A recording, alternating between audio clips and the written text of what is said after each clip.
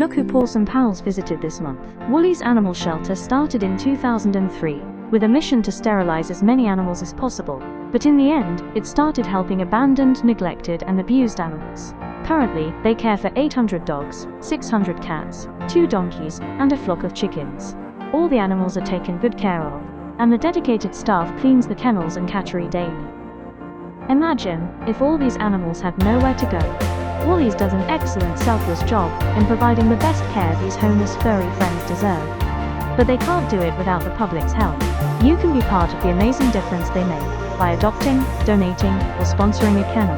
They are based in Pretoria and are celebrating their birthday on the 24th of May 2025. Please give them a visit and treat yourself in the process. Those furry faces are the best therapy a human can get, and they need your love and adoration too.